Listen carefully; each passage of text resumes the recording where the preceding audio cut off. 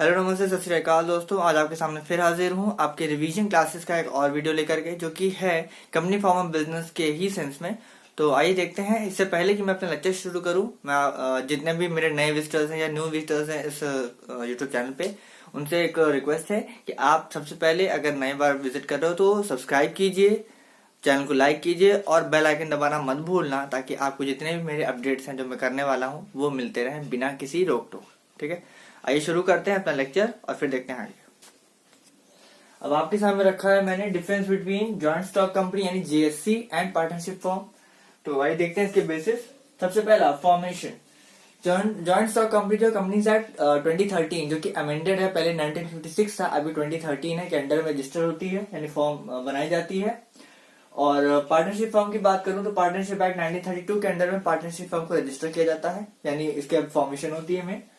Number of members की बात करूं तो अगर प्राइवेट कंपनी है तो वहां मिनिमम 2 चाहिए, और पब्लिक कंपनी है तो मैक्सिमम मिनिमम 7 चाहिए। ठीक है, पार्टनरशिप फर्म में मिनिमम 2 लोग पार्टनर बनते हैं, कोई अपने ही सेल्फ पार्टनर नहीं बन जाता। ठीक है, और लायबिलिटी की बात करूं तो जॉइंट स्टॉक कंपनी में जो लायबिलिटीज होती हैं, किसकी, पार्टनर्स की लायबिलिटीज लिमिटेड होती हैं, लेकिन कंपनी की लायबिलिटी अनलिमिटेड होती है। लेकिन इसके उलट पार्टनरशिप फर्म में पार्टनरशिप फर्म और पार्टनर्स का जो लायबिलिटीज होती है वो अनलिमिटेड होती है, वो उनके पर्सनल एसेट से भी रिकवरी की जा सकती है, मैं पहले बता चुका हूँ। ठीक है, ट्रांसफर ऑफ इंटरेस्ट की बात करें तो जॉइंट स्टॉक कंपनी में फ्रीली ट्रांसफर होता है, कोई रिस्ट्रिक्शन नहीं, लेकिन इसमें भी एक एडजर ये है कि अगर पब्लिक कंपनी है तो ही फ्रीली ट्रांसफर होगा, लेकिन अगर प्राइवेट कंपनी है तो वहां भी अदर मेंबर्स से यानी जो अदर शेयर होल्डर्स हैं उनसे पूछना पड़ेगा, तब आप ट्रांसफर कर सकते हैं। पार्टनरशिप फॉर्म में रिस्ट्रिक्टेड है कि जब तक आप अदर पार्टनर से कंसेंट ना ले लीजिए कि हाँ कि मुझे अपना जो पार्टनरशिप का जो इंटरेस्ट या शेयर है जो मेरे पास है वो मैं दूसरे को ट्रांसफर करना चाहता हूं, तो जब तक दूसरे पार्टनर्स ओके नहीं कर देते, यस नहीं बोल देते, आप ट्रांसफर नहीं कर सकते। मैनेजमेंट की बात करें तो जॉइंट स्टॉक कंपनी का मैनेजमेंट जो मेंबर्स हैं वो ओन यानी खुद भी कर सकते हैं, या फिर किसी बंदे को हायर कर सकते हैं अपने बिजनेस को मैनेज करने के लिए। मैंने कल के वीडियो में जो मतलब मैं डाला था उसमें मैंने लिखा था कि सेपरेट ओनरशिप ऑफ मतलब ओनर्स एंड मैनेजमेंट, यानी there is a diverse relationship between owners and managers. ठीक है, तो वही चीज यहाँ भी है कि ओनर्स या तो खुद मैनेज कर सकते हैं, अपने में से कोई बंदे को रख लेंगे, या फिर किसी और बंदे को एज अ मैनेजर हायर करेंगे और वो पूरी कंपनी को मैनेज करेगा। पार्टनरशिप फर्म में पार्टनरशिप फर्म जो होती है वो पार्टनर्स ही मैनेज करते हैं और कोई बाहर ही नहीं आता। लीगल स्टेटस की बात करूं तो joint stock company legal person है और आर्टिफिशियल पर्सन है, लेकिन पार्टनरशिप फर्म को लीगल स्टेटस नहीं है अनलेस एंड अनटिल उसका रजिस्ट्रेशन कर दिया जाए तो। ठीक है, रजिस्ट्रेशन की बात करूं तो जॉइंट स्टॉक कंपनी का रजिस्ट्रेशन कंपलसरी है, बिना रजिस्ट्रेशन के आप कंपनी फॉर्म ऑफ बिजनेस नहीं चला सकते, लेकिन पार्टनरशिप फॉर्म वॉलंटरी है कि इसको आप बिना रजिस्ट्रेशन के भी चला सकते हैं। ठीक है, फाइलिंग ऑफ डॉक्यूमेंट्स की बात करूं तो एप्लीकेशन फॉर्म के साथ memorandum of association, articles of association आपको फाइल करना जरूरी है। और हाँ, प्रोस्पेक्टस भी इसमें आता है, जो मैं लिखना भूल गया, सॉरी। इसमें प्रोस्पेक्टस की भी जगह है, क्योंकि प्रोस्पेक्टस के बिना आप मार्केट ऑपरेशन यानी ओपन मार्केट ऑपरेशन में शेयर्स के लिए इश्यू नहीं कर सकते थे। और पार्टनरशिप फर्म की बात करूं तो इसमें पार्टनरशिप डीड की फाइलेशन होती है, तभी आपकी पार्टनरशिप फर्म रजिस्टर मानी जाती है। ठीक है, अगले पॉइंट पे चलते हैं, difference between joint stock company and cooperative society. Stay tuned. Now difference between joint stock company and joint Hindu family. Joint Hindu family की अगर मैं बात करूं तो यहाँ पे मेन है आपका फॉर्मेशन की बात करें तो जॉइंट हिंदू फैमिली जो है वो हिंदू लॉ के अंडर में गवर्न होती है, और इसी के अंदर में इसका रजिस्ट्रेशन भी होता है। ठीक है,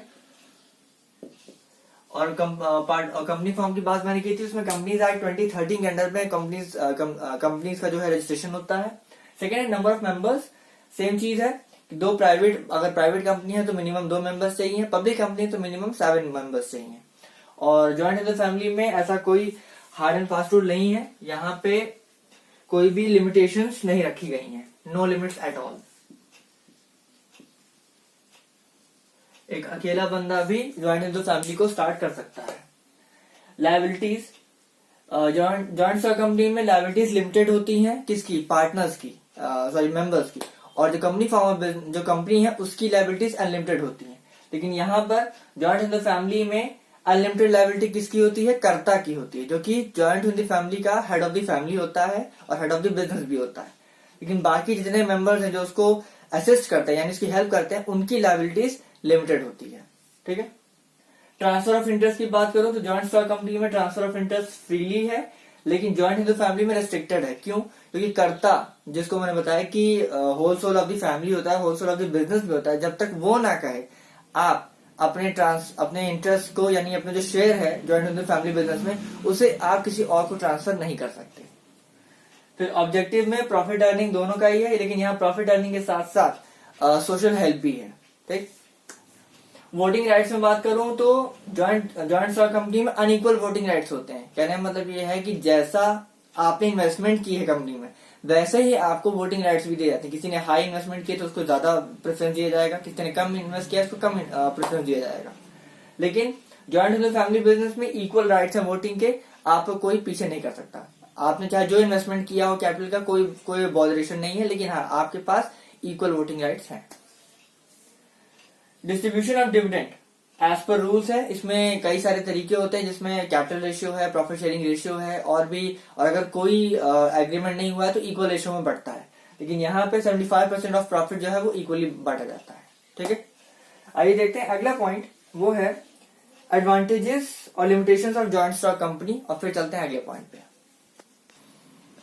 merits of joint stock company की बात करते हैं। सबसे पहला है परमानेंट एग्जिस्टेंस, जिसे मैंने परपेचुअल सक्सेशन की सेंस में भी बताया था कंपनी फॉर्म ऑफ बिजनेस के फीचर्स के रूप में।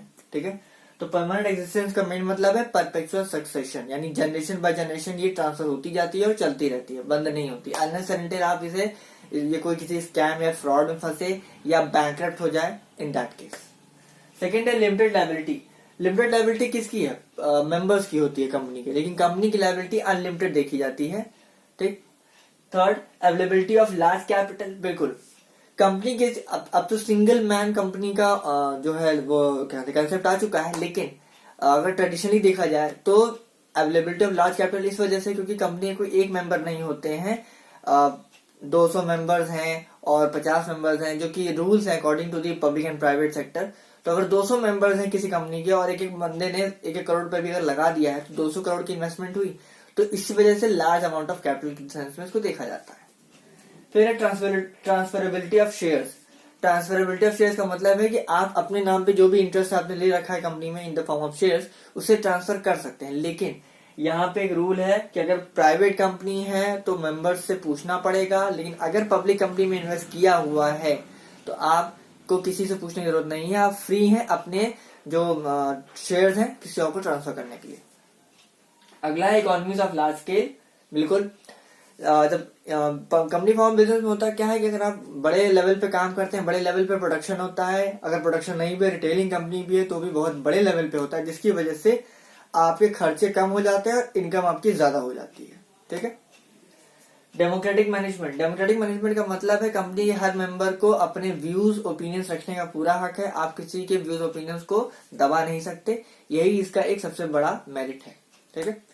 तो लास्ट इसका है वो है limitations of joint stock company. आइए इसको देखते हैं और फिर मिलेंगे अगले वीडियो में। लास्ट पॉइंट है demerits of joint stock company, जिसमें पहला है एक्सेसिव लीगल फॉर्मेलिटीज।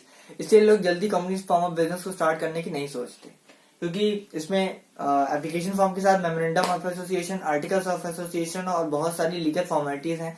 अगर आप पब्लिक कंपनी इशू चलाने जा रहे हैं तो आपको प्रोस्पेक्टस भी लगाना होगा, और अगर आप सिर्फ प्राइवेट कंपनी है तो प्रॉस्पेक्टस जरूरत नहीं, लेकिन और अदर लीगल फॉर्मेलिटीज की जरूरत इसमें पड़ती है। इसमें प्रमोटर्स चाहिए और मिनिमम सब्सक्रिप्शन चाहिए वगैरह वगैरह सब कुछ चाहिए। ठीक है।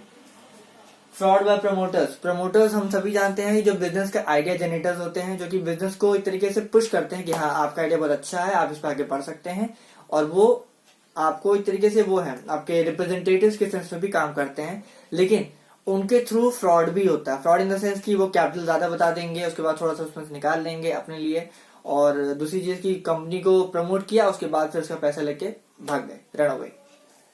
तीसरा है स्पेकुलेशन इन शेयर्स। बिल्कुल, होता क्या है कि जो जॉइंट स्टॉक कंपनीज के जो शेयर्स होते हैं जब ज्यादा बढ़ने लगते हैं तो लोग उसमें सट्टेबाजी शुरू कर देते हैं। मतलब कि लोग उसमें कहते हैं कि 10, जैसे नॉर्मली हमने सुना है कि 10 का 4 वगैरह पता नहीं क्या क्या होता है, तो इस तरीके से 10 रुपए की शेयर 100 रुपए में बेचना शुरू कर देते हैं, 100 के 1000 में बेचना शुरू कर देंगे, 1000 का शेयर 10,000 का बिकने लग जाएगा। इस तरीके की जो ये एविल एक्टिविटीज है ये सब भी जॉइंट स्टॉक कंपनी का एक हिस्सा बन जाती है।